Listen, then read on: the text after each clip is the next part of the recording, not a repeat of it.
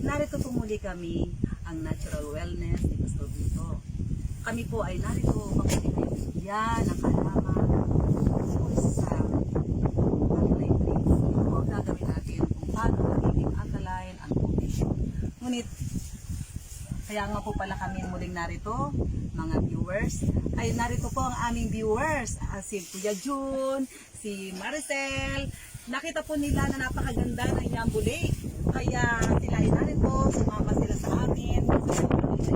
Ang magandang muling kaligasan na ipinagkalog sa atin ng Panginoon. Napakaganda po dito, sariwang-sariwa ang hangin. Talagang magiging presko at kayo po ay magiging maganda ang iyong pakiramdam kapag po kayo ay nakarating sa Yambo Lake. Parang hindi summer ngayon. Oo nga, parang hindi summer. Medyo umaambon po ngayon. Okay. Ano yung mga inihanda na yan? Ang inihanda po namin, ito po alkaline drinks. Kung paano magiging alkaline ang tubig. Ano nga ba ang ating lalagay dito? Unang-una? Anong sangkap niyan? Ito po. Ang sangkap niyan ay pipino. Lalagyan natin siya ng pipino. Ayan. Ito pong isa ay pipino. Kung ang inyong gusto ay medyo maliit ang hiwa, okay lang yan. Halitan pa. Hmm. At pwedeng ito ay lagyan ng kalamansi. Ang pang-alkalayan talaga, yun talagang kalamansi. Yan, lagyan po natin. Alam mo yung paggawa ng alkalayan na parang kung ano lang? Isang basong tubig, 2 kalamansi. At 3 butil nung asin na yung dating asin, hindi iodized. Alkaline na yon.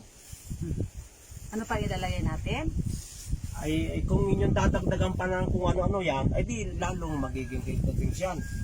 Itong luyan dilaw, pwede ito ilagay? Alam naman yung luyan dilaw ay gamot sa napakaraming sakit sa karamdaman. Ito po ay Hindi aming nyo ilalagay yan. hinugasan na kanina bago umalis. Ano pang ilalagay natin? Kung kaya yung luya, ay buti yan. Lagyan din ng luya. Kasi pagkatapos ng isang oras na iinumin, pwede nyo lakyan ulit ng tubig yan. Or maghapon na yung gusto na yan. Sa kalamansi,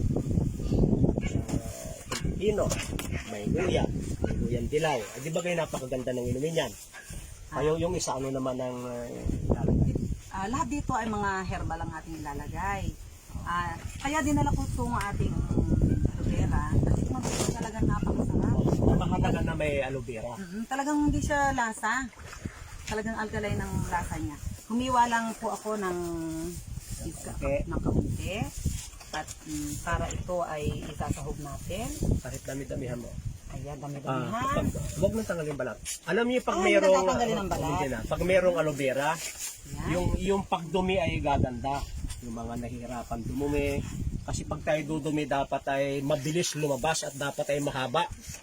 Pag yan ay putol-putol at matagal lumabas, pinapawisan na hindi pa lumalabas, mayroon diferensya yung ating digestive. Dagan natin. Kaya itong aloe vera ay magandang ihalog sa ating inumin. At na pwedeng marami-rami siya. Marami siyang variety ng aloe vera. Pwede kahit dami-damihan. Pwede lagyan ng kaunting asin para magkaroon ng lasa.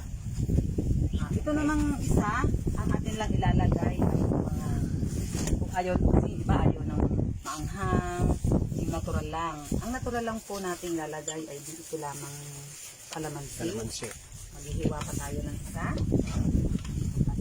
Hindi, alkaline na yan. At kalamansi.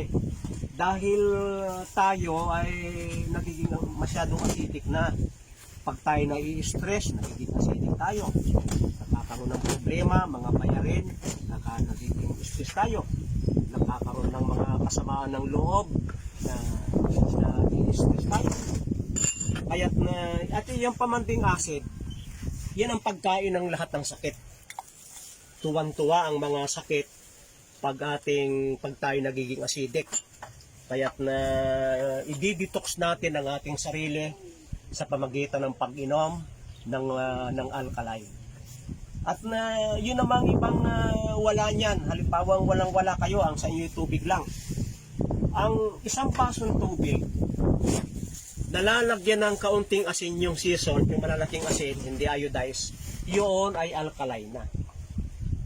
Kaya't na pwede na asin lamang at tubig, magiging alkaline na. Ay lalo na yan, merong aloe vera at merong lemon, ay di talagang alkaline na yan. Wow. At pwede nyo dalhin sa inyong opisina, pwede dalhin sa pagpasok, dahil yan, sa totoo lang, tayo ngayon ay mga acidic na. Okay na.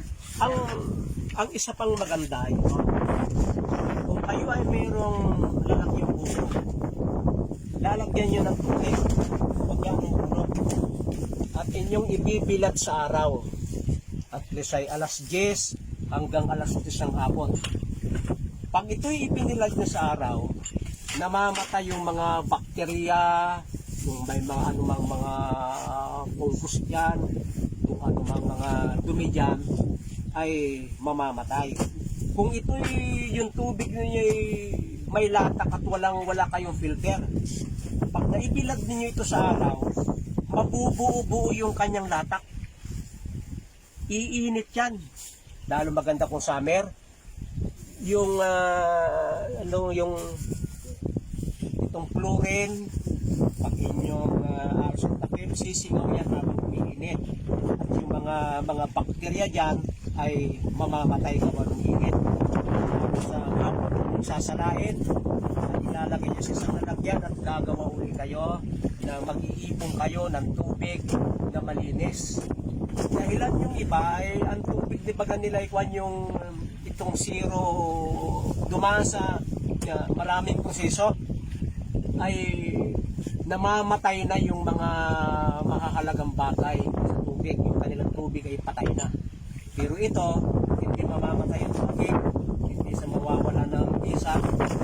Ay, may mga ganito, yung mga buti ng alak na magaganda. Ito yung kukuha doon. At doon yung ipunin ang maraming magaganda.